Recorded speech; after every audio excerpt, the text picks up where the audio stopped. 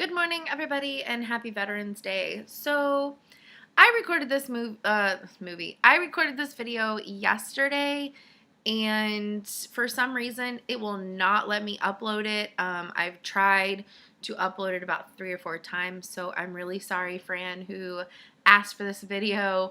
I've been trying. So I thought I would just re-record it, and you can see that I have like some stress breakouts going on right now. It's so exciting. Okay, so Fran sent me a message on through Stitch Mania on one of my photos that I posted, and asked me about the hoops that I use. She said that she had just bought one and didn't quite know how to really use it and wanted some tips and things like that. So here we go. All right, so this is a spring tension hoop, okay? So it's spring tensioned and it has 2 parts. So you have the plastic and it has this ridge on the inside. And then you have this spring tension that fits in the ridge of the plastic hoop and really holds your fabric nice and taut. Okay, so I'm going to show you, I'm currently working on my Christmas Town by the Frosted Pumpkin Stitchery.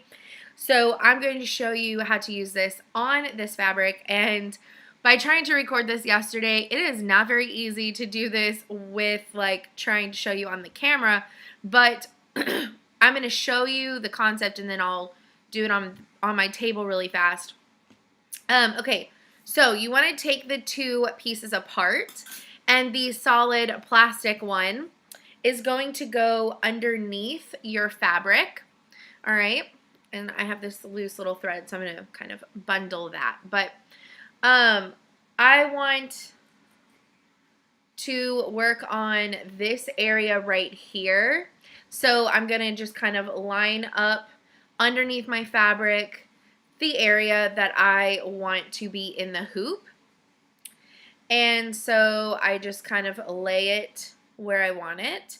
And then I'm going to take my spring tension hoop, the metal part, and you squeeze this part together. And I personally like the squeeze part either right up at the top or just off to the, if it's facing me, just off to the right. That's just where I prefer it. But sometimes I will like move it to the other side and those kinds of things. It's all preference part of it. So this is really hard to do. Okay, so, and I'm not going to put this where I normally would, but you basically, so I have the bottom hoop where I want it. And then I just put the metal one on top of the fabric, and I let it go into the grooves of the plastic. And then something that I like to do is, especially if there's a lot of work done on it, and I grabbed fabric through the back. That actually worked out a whole lot better than it did yesterday morning. All right, so something that I like to do after I've hooped it, just to make sure that it really got in the groove, because especially once you start getting lots of stitches on a side or something like that, it will pop out. So I just like to go around the circle and just make sure it's really in the little groove and that I've got a really nice tension. This is what it's going to look like on the back. So this is where my release is. So you can see there's kind of a little bit of like a bubble right here, but the rest of it is super, super tight and taut. And this is what the front looks like. Okay. I absolutely love these types of hoops. The first person to ever introduce me to them is my friend Susie from my Embroidery Bee and Quilt Guild, and she loves them.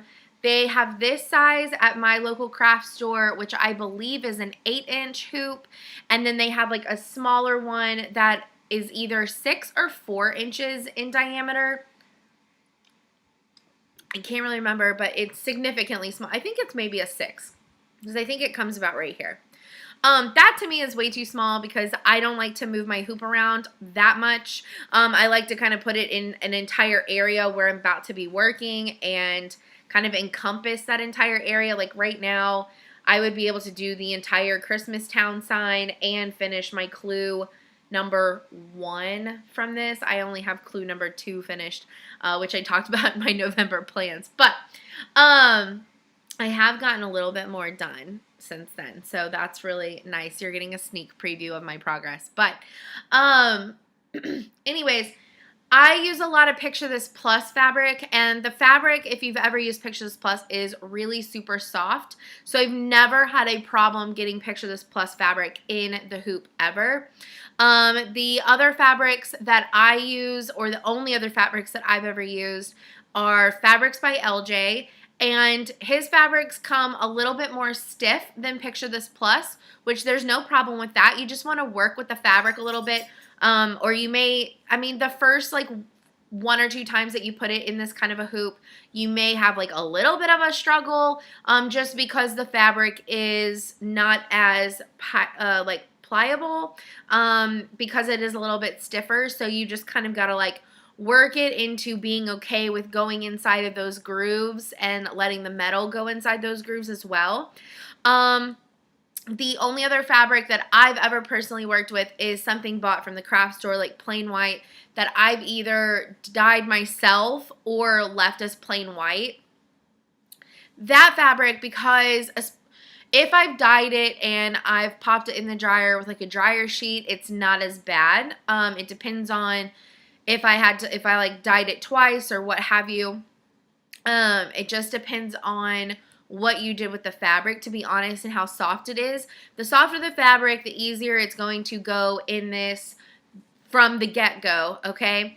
But the more that you're stitching on some fabric and it loosens up, it'll get easier with a stiffer piece of fabric from the beginning. But the white ones, I used the Spring Tension Hoop with my Let's Drink Beer by Ursula Michael that I did back in June and July, and it was sometimes really not my favorite part whenever I had to move the hoop around, or like sometimes the fabric, if you held it just a certain way, since the fabric was already just so stiff and like barely, like I could barely get it wedged in the hoop at all. Sometimes if you held it like a certain way, it might pop out. So that was sometimes really frustrating. Just don't get frustrated with it. My best advice is just to kind of like work with the fabric a little bit, maybe like scrunch it up some, which some people don't want to do, and that I totally understand that. I don't mind doing it because I'm going to iron it out later anyways. So I really do that to loosen it up because these really are my favorite hoops that I've ever used. Another helpful like tip or just something that you may come across with using this is kind of what I was mentioning earlier. The more you have like stitches anywhere, this might not be a good hoop for like a full coverage piece like a Haid or anything like that, mainly because the stitches add even more to go inside of that groove, and so it's just a little bit more of a possibility of the spring popping out because it has so much, the spring is trying to fit in that groove as well as your fabric and any stitches. So the more stitching you have around the entire circumference of the hoop, it might pop out quite frequently. If it does start doing that, then it's definitely too much of a full coverage. You might want to switch back to your scroll or your Q-snap at that point.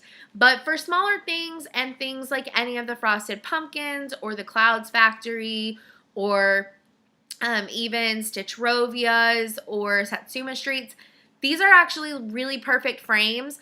A lot of the Stitchrovia, like, no, not Stitchrovia, a lot of the Satsuma Streets, like the cities, majority of this city fits in, well, I'm stitching mine on 16 count, but majority of her patterns will fit in this frame, and you might only have to move it like 3 or 4 times and you do the entire pattern. Kind of the same thing with the frosted pumpkin patterns.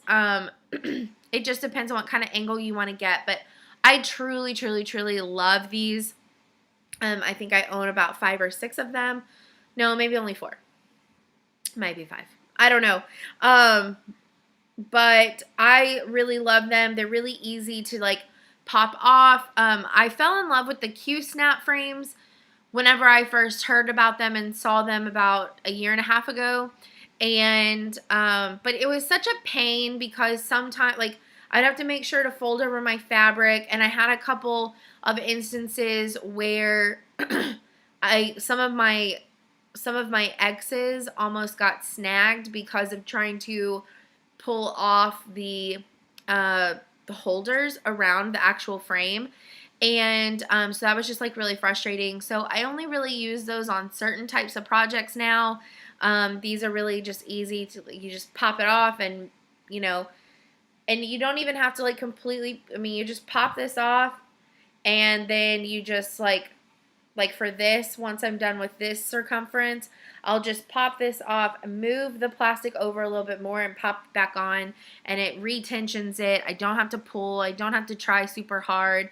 I don't have to worry about traditional embroidery hoops that are wood or plastic with the little screw.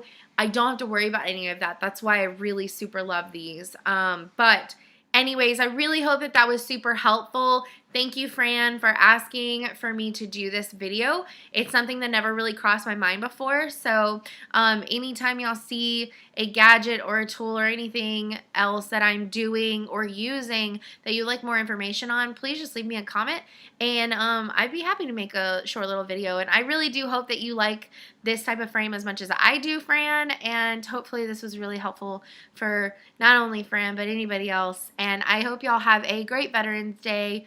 I'm using it to clean. I'm actually taking a quick stitchy break, but I'm using it to clean, finish packing up some bedrooms, and this afternoon / evening I might even start painting one of those bedrooms. I need to do a story time on what's been going on recently with Potter and my oldest cat Gizmo and some stuff going on at my house. So I might do that.